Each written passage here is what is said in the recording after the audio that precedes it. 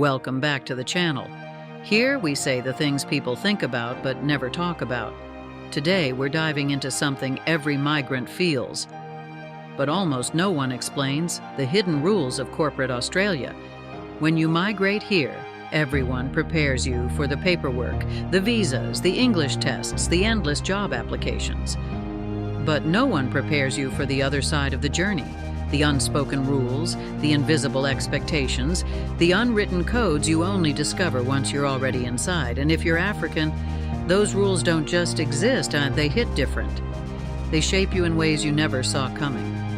No one tells you that communication here is indirect, almost coded. In some cases, clarity is respect.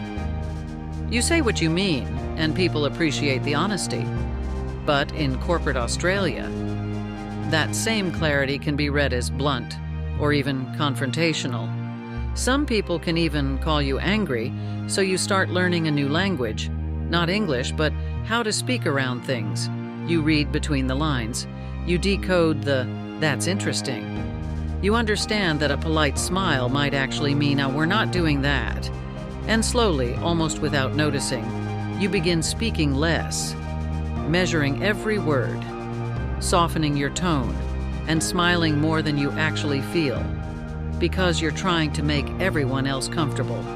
Not because you've changed who you are, but because you're trying to make sure your voice is heard without being misunderstood. No one tells you that your confidence can be misunderstood here. Being firm, clear, and assertive is a sign of strength, a sign that you know your work, that you take ownership, that you're prepared. But in corporate Australia, that same confidence can quietly be relabeled as too strong, too direct, or the classic, a bit much for your level. So you start shrinking yourself, not because you lack confidence, but because you're trying not to be misread. You measure every word, you overthink your tone, you soften your delivery, and you smile more than you actually feel, for no reason other than to make others feel comfortable. And while you adapt, there's a moment, it always comes, where you ask yourself, why should confidence become a liability? Why should I dim my light just to make my strengths easier for others to digest?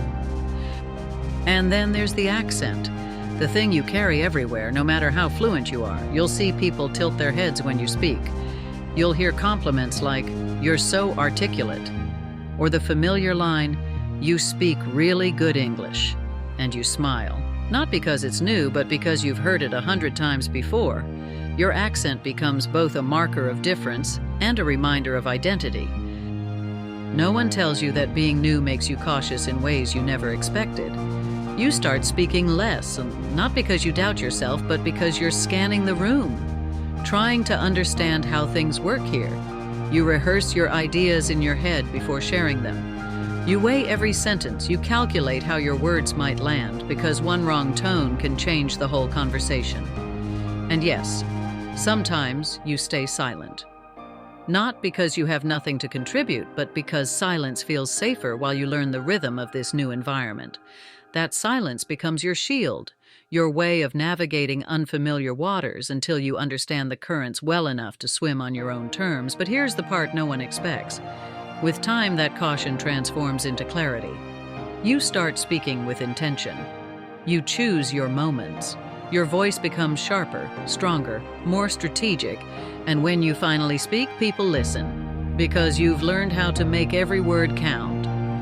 But here's the truth no one tells you.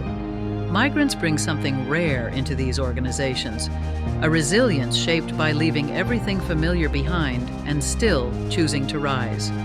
A perspective sharpened by navigating different cultures, different systems, different expectations, and learning to thrive in all of them. An instinct for problem solving that comes from lived experience, not just training sessions or corporate frameworks. And slowly you realize that is your strength. Not the watered-down version of yourself you tried to become just to blend in, but the full, unapologetic version. The version with history, with depth, with grit, with a story worth hearing. The version that doesn't shrink, doesn't apologize, doesn't edit itself into beige. The version that finally understands your difference isn't a disadvantage. It's your quiet superpower. As time passes, something begins to shift. You're no longer just finding your place, you're shaping it. You start mentoring others. Not because it's part of your job description, but because you know exactly what it feels like to walk into a room and second-guess your voice. Colleagues start coming to you for clarity. They trust your judgment.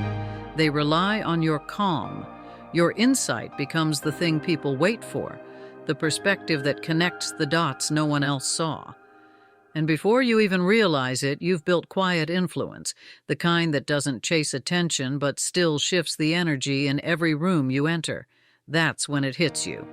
You were never the diversity hire. You were never a checkbox. You were the missing perspective. The voice that made the conversation complete, because now you're climbing the corporate ladder in one of the biggest organizations in Australia, and your presence is no longer a question mark. It's a benchmark, a reminder that migrants don't just fit into the system, we reshape it.